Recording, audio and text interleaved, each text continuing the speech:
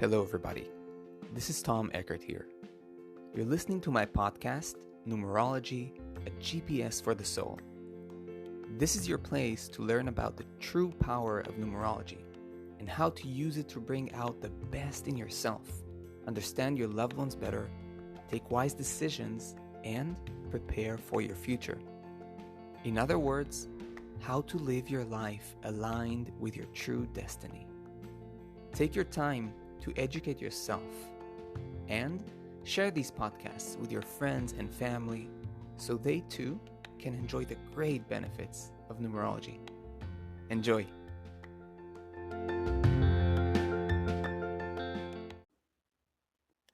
Hello there, and welcome to all my listeners. Today we have another episode about a special number combo, namely the 2-9. But before we dive in, if you're new here, welcome to my podcast. In this podcast, we discuss numerology as a path for inner transformation, spiritual growth, self-knowledge, and I personally attempt to make numerology grounded, accessible, and in-depth so it can serve everyday life matters and serve you in making your life more conscious, more balanced, more aligned with your soul and true purpose. And I try to provide you with the most grounded and applicable information to do so. Now, here are a few ways you can dive deeper into numerology. First of all, you can book a numerology reading with me. In a reading, you can ask any question that is burning in your life and get precise answers tailored especially to you. You can read more about my readings and contact me through the link in the episode description to book your reading with me. Now, if you wish to study numerology on a deeper level or even pursue it as a career possibly, I invite you to check out my numerology study paths. First, check out my self-study numerology courses.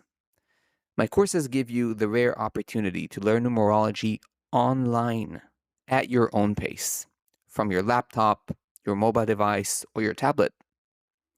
My library currently includes 2 self-study courses that are very comprehensive, and more are coming up. If you want to step deeper into numerology and be initiated into the rare depths of this incredible science and art, you can sign up to my complete path of certification, where you study directly, one-on-one with me, all the way from a total beginner to a numerology expert. And you get certified as a professional numerologist. Now, to read more about both study paths, check out the links in the episode description.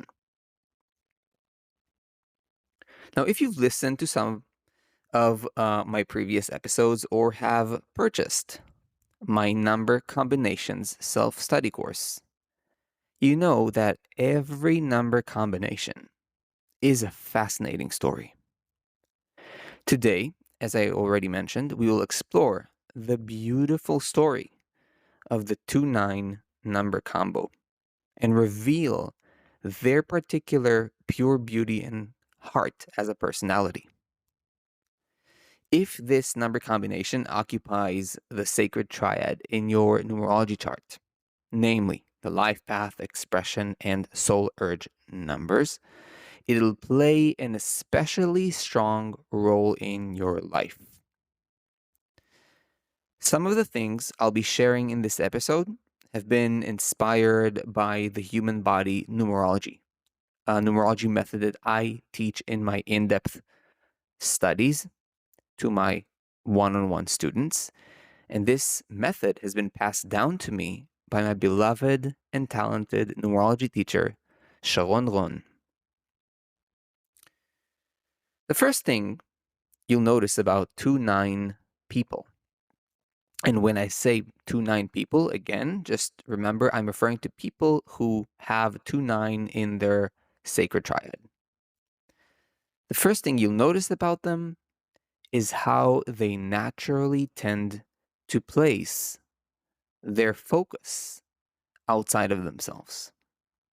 Their energy goes outward. There is something selfless about them, something naturally kind. Their heart looks outward, feels for others truly, and wants their best. They have much to give, and in many ways, they can be guides, healers, and counselors.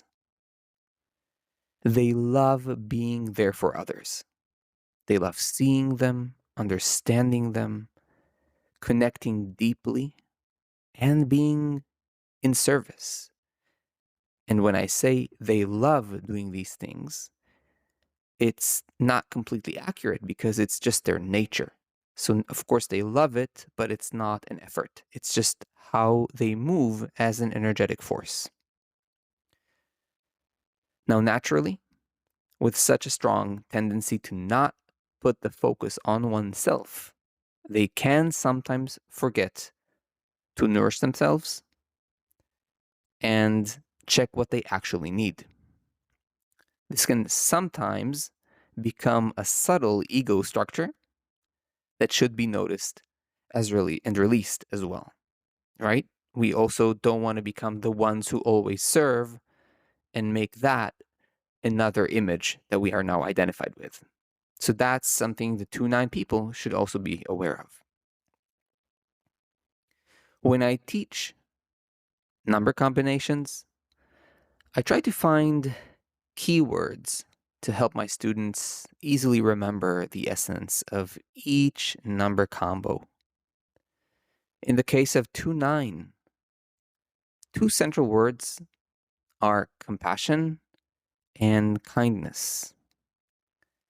Compassion is one of the most beautiful qualities in this world. It is the ability to truly and genuinely see, feel, and acknowledge the suffering of another, while having the wisdom to realize that they are an extension of yourself, and simultaneously having the sincere wish to help them find resolution, freedom, and completion. Compassion can also be a deep appreciation of a person's path and being truly for them with patience and nonviolence. In case, in any case, there's something about compassion that doesn't leave anyone behind. Compassion is active, it's involved. It allows the heart to reach out truly for someone. And that's what I love so much about the 2-9. When they are in their element, compassion is one of their strong qualities. They have a somewhat Buddhist heart, if you will, right? The Buddhists always emphasize the quality of compassion, seeing the others, benefiting others. They even dedicate the merit of their meditation and practice and even their struggles to others so that all sentient beings can be happy. So I love to say that they have this sort of Buddhist heart. Moreover, their ability to relate is truly unique, as they are able to go into the most personal spaces while not forgetting the bigger context. Or conversely, they can work for the benefit of all while not forgetting that the all is made out of many unique individuals, each requiring specific and particular attention. They don't lose sight of the small or the big. They include both. And this makes them into incredibly kind-hearted people that know a thing or two about self-sacrifice. And that naturally leads me to another phenomenal quality about the 2-9. These wonderful beings know how to put themselves aside in order to make space for something more important. In other words, they know how to set their egos aside and make space for love, kindness, compassion, and the genuine care for another person or cause for that matter. Now, let's be honest. You can't say that about many people on this planet. Most of us are very focused on ourselves. So, this ability to set the ego aside shows a high degree of purity of heart. And that's indeed a fundamental quality of the 2-9 personality. Now, remember though, that I'm describing here in this episode the 2-9 when they are truly leaning into their potential. In some, it may be less visible, depending on how much they are able to let their natural energies flow. And that, of course, has a lot to do with where the soul is on its journey. That said, know that indeed the 2-9 have this incredible and rare potential to move into egolessness, pure-hearted service, and a compassion, a form of compassion that is touching and deeply heart-opening. And that leads me to what I call the Bodhisattva heart. But before I unpack this, if you are enjoying this podcast, my friends, and you want to keep learning more grounded, applicable, high quality numerology, make sure to click the follow or subscribe button and turn on the notifications bell on the platform you're listening from. And make sure to become part of my numerology community. Also, make sure to check out the comment section and leave a comment on an episode you liked. Share your thoughts with me and even ask me questions. It's an opportunity to connect with me and study numerology deeper. Be part of this world. I will always attempt to answer as many questions and comments as I can. And if you really want to do that in the best way possible, YouTube is the best way to communicate with me.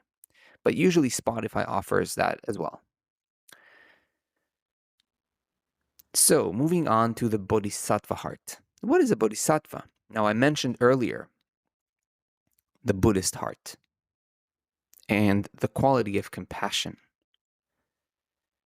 In this context, I want to share something very beautiful about the 2-9. And it has to do with this quality of what I call the Bodhisattva. A Bodhisattva is a word coming from Buddhism. And for those of you who are not familiar with this concept, a Bodhisattva is a being that has attained, pardon me, has attained a high degree of spiritual attainment, but dedicates itself to free and alleviate the suffering of all human beings. This means that in practice, instead of leaving this dimension at the moment of death and moving into higher realms, which they could do because they've achieved a high degree of spiritual realization, so they could live in much happier, more harmonious realms, they choose deliberately to come here, to this space, to this dense and conflicted space, again and again and again, to leave no one behind and to make sure that the spiritual wisdom, the wisdom of Dharma, is always present and available to all those who are still in darkness. I, even just sharing this, even just thinking of this, can bring tears to my eyes. But and this is potentially the quality of the 2-9 when they are truly embodying their energies, when they are really in their element. It is the heart of incredible compassion and dedication, and the ability to feel for others and truly and deeply care. So when I teach this number combo to my students, I always tell them that the 2-9 has potentially the heart of a bodhisattva.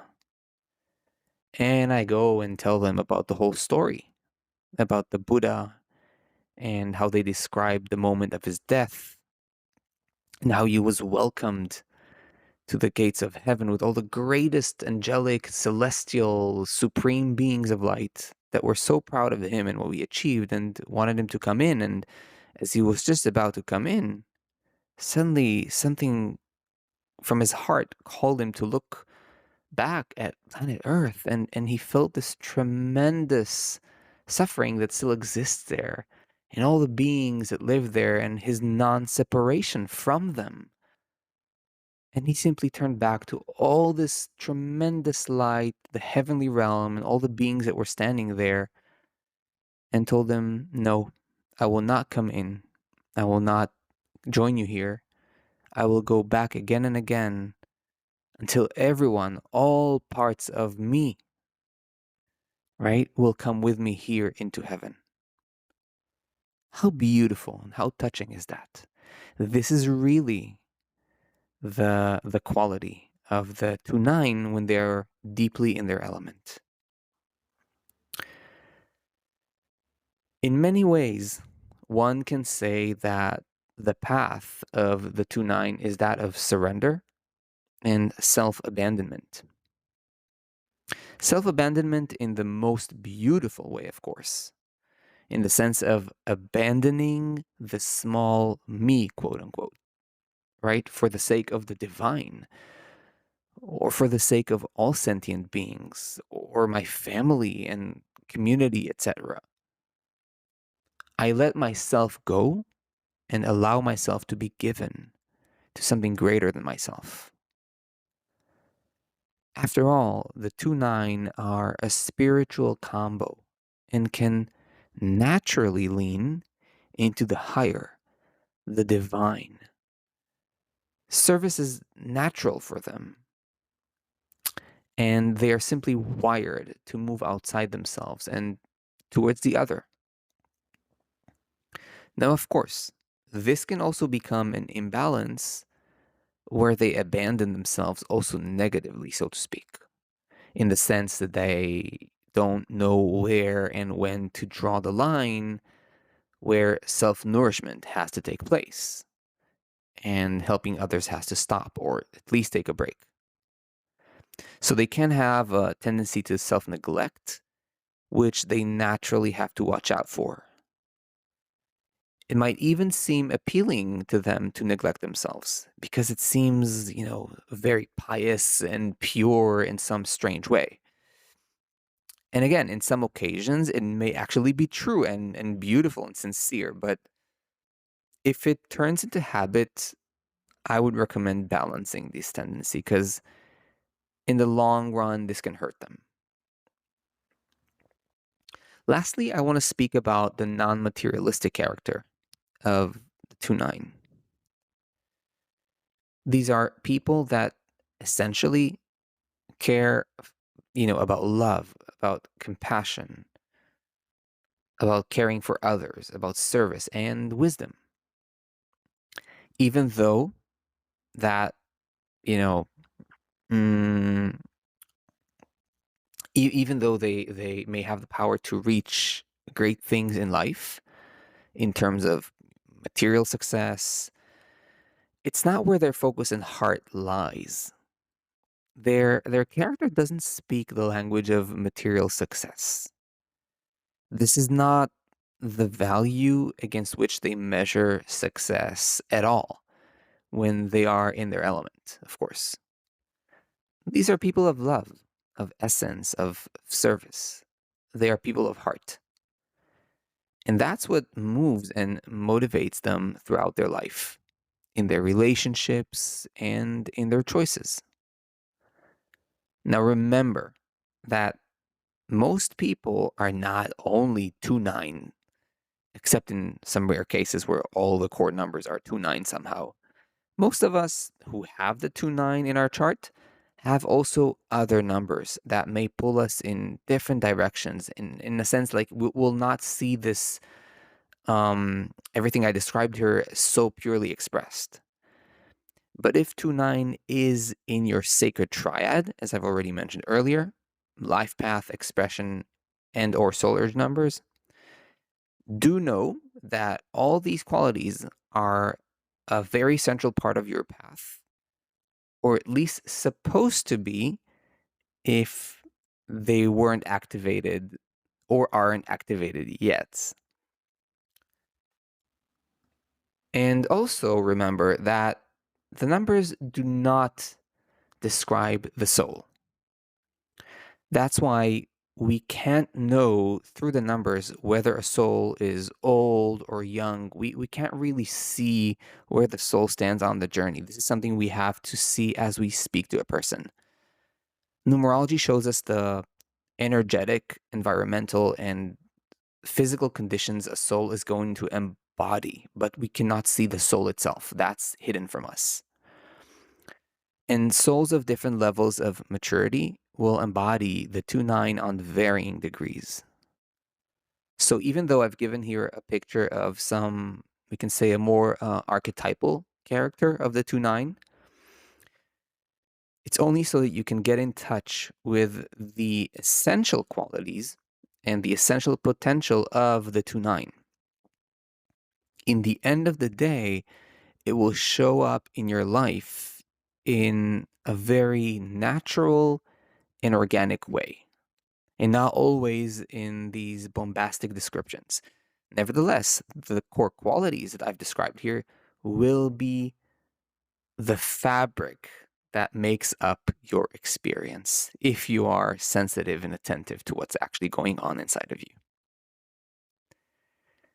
And before we wrap this all up, if you have enjoyed this podcast, so again, you want to, keep learning numerology in this in-depth, high quality way, I want to remind you to make sure to, click the follow or subscribe button and turn on the notifications bell on the platform you're listening from and become part of my numerology community. And also remember, leave a comment, leave a question. I'd love to communicate and answer you and have a conversation with you, get to know you better. And the best place to do that would be on YouTube. Also, don't forget to check out my professional numerology readings. It's an incredible way to see how numerology works and verify it in your own experience. And lastly, if you feel compelled and attracted to studying numerology, make sure to check out my self-study numerology courses. And if you want to go much deeper than that, check out my in-depth numerology certification studies. That will really take you all the way into the mastery of numerology. My friends, it's been a joy, as always. And I wish you well, and I'll see you in the next episodes.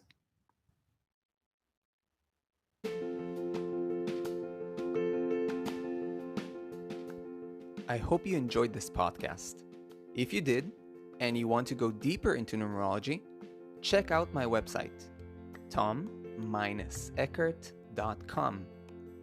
You can also book a numerology reading or even study numerology yourself through my courses. I'll see you in the next episode.